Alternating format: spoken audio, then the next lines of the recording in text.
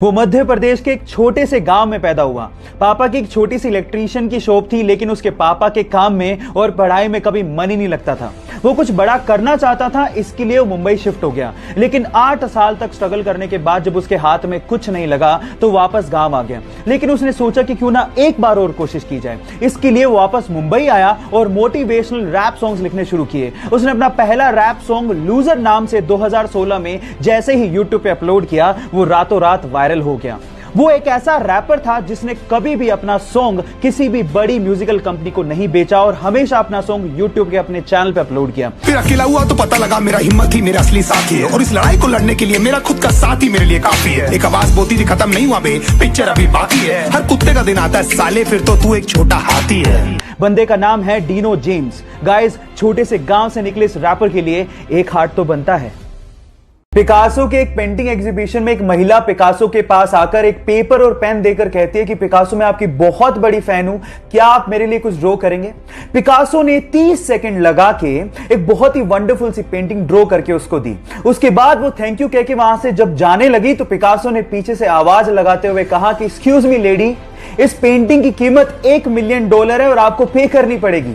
तो उस महिला ने जवाब दिया कि क्या बात कर रहे हो पिकासो, आपने सिर्फ 30 सेकंड लिए और आप $1 मिलियन मांग रहे हो? तो पिकासो ने कहा कि इस पेंटिंग को 30 सेकंड में बनाने में मुझे 30 साल की मेहनत लगी है। गाइस, यहां सीखने लायक बात यह है कि किसी चीज को शिद्दत से सीखने में आपके द्वारा लगाया गया वक्त अनुभव में बदलकर उस वक्त की कीमत जरूर चुकाता है। उसका जन्म मुंबई के एक चोल में एक स्टंटमैन के घर पे हुआ। पिताजी को काम के इतने पैसे नहीं मिलते थे, इसीलिए वो चाहते थे कि उनका लड़का कम से कम पढ़ लिख कर एक नौकरी लग जाए। इसके लिए उसने इंजीनियरिंग की पढ़ाई पूरी की। लेकिन इसी दौरान जब उसे एक जॉब का लेटर मिला तो उसने अपने पैशन के लिए उस जॉब के लेटर को फाड़ते हुए कहा कि वो 9 से 5 की नौकरी के लिए नहीं बना है। इसके बाद उसने गैंग्स ऑफ वासेपुर में एज एन असिस्टेंट काम शुरू किया और फिर पीछे मुड़ के कभी नहीं देखा। मसान मूवी से उसने सबका ध्यान अपनी तरफ खींचा, राजी मूवी से सबके दिलों में जगह बनाई और संजू मूवी के कमली किरदार से उसने सबको रुला के रख दिया। फिर उसके बाद उरी मूवी में दमदार किरदार करके नेशनल अवार्ड तक जीता। 3 साल पहले जिसे कोई जानता तक नहीं था, आज उसने अपनी एक्टिंग और अपनी मेहनत से करोड़ों दिलों में जगह बना ली। विकी कौशल के इस मेहनत के लिए 1 लाइक तो बनता है। नॉर्मल बैलेंसिंग करना भी बहुत मुश्किल काम है, और अगर कोई आपसे कह दे कि रस्सी पे बैलेंसिंग करनी है तो भी हमें 100 बार सोचना पड़ जाए। लेकिन वियतनाम के 2 भाई इस तरह की बैलेंसिंग करते हैं जिससे हमारे दांतों तले उंगलियां दब जाएं। ये दोनों भाई एक दूसरे के सिर के बल बैलेंसिंग करते हुए 2 वर्ल्ड रिकॉर्ड तक बना चुके हैं। पहला वर्ल्ड रिकॉर्ड उन्होंने 2016 में स्पेन में बनाया था, जहां दोनों ने एक दूसरे के सिर के बल बैलेंसिंग करते हुए 90 सीढ़ियां चढ़ गए थे। और उसके बाद तो उन्होंने हद ही कर दी। 2018 में उन्होंने एक शो के दौरान एक भाई ने आंख पे काली पट्टी बांधी और दूसरे ने सिर के बल बैलेंसिंग करते हुए सीढ़ियां चढ़े भी और वापस उतरे भी। Oh my God! इससे तो यही समझ में आता है कि a perfect practice makes a man perfect. अगर आप किसी चीज की परफेक्ट प्रैक्टिस कर लेते हो तो कुछ भी संभव है। आप लोगों ने मूवीज में सुपर हीरो को तो प्लेन को लैंड कराते हुए और पैसेंजर्स की जान बचाते हुए देखा होगा, लेकिन रियल लाइफ में भी एक ऐसा इंसिडेंट हो गया जो किसी मूवी के स्टंट से कम नहीं था। यह बात है 2014 की, जब एक पैसेंजर प्लेन को लैंड करना था, लेकिन जैसे ही पायलट ने टायर्स को खोला तो आगे वाला टायर ढंग से खुला ही नहीं। अब अगर उसी सिचुएशन में वो लैंड करवाता तो पक्का कुछ ना कुछ बड़ा एक्सीडेंट होता। लेकिन इतने में होती है हमारे सुपर हीरो की एंट्री विद पिकअप।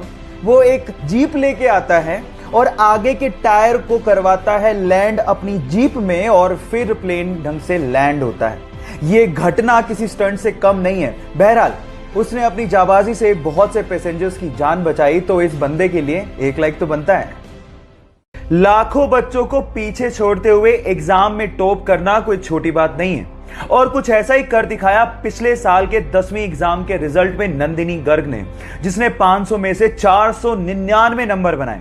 अब उसकी सक्सेस के पीछे टोटल 5 रीजंस हैं जो उसने शेयर किए। नंबर 1, एनसीईआरटी से अच्छा बुक है ही नहीं, बहुत ध्यान से पढ़ो।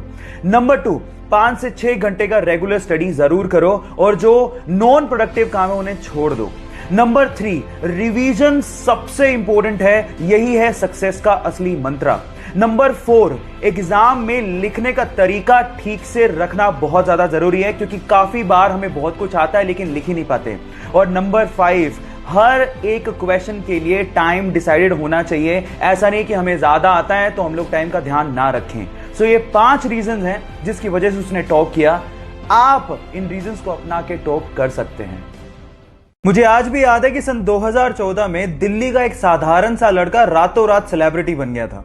कोई भी न्यूज चैनल खोल रहे थे, उसका इंटरव्यू आ रहा था, उस पे मेम्स बन रहे थे। रीजन क्या था? रीजन था सीबीएसई 12th बोर्ड का रिजल्ट। उसने ओवरऑल 12th में टॉप किया था। नंबर आए थे 500 में से 498। उसके फिजिक्स में, मैथ्स में, केमिस्ट्री में और इकोनॉमिक्स में 100 में से 100। बंदे के 2 नंबर कटे इंग्लिश में। लेकिन उस बंदे से ना आप कुछ सीख सकते हो। टॉपर की स्ट्रेटेजी क्या होती है? नंबर 1, उसने पूरे साल तैयारी की। नंबर 2, पेरेंट्स का कोई दबाव नहीं था, लेकिन बंदे ने रिस्पॉन्सिबिलिटी उठाई और अच्छे से पढ़ाई की। और नंबर 3, उसने ऐसा नहीं था कि सिर्फ पढ़ाई ही की, उसने अदर एक्टिविटीज में भी बराबर पार्टिसिपेट किया। तो मेरा आपसे एक सवाल है, क्या आप पूरे साल भर से तैयारी कर रहे हो या रात भर में ही लगे हो? जवाब देना मत भूलिएगा।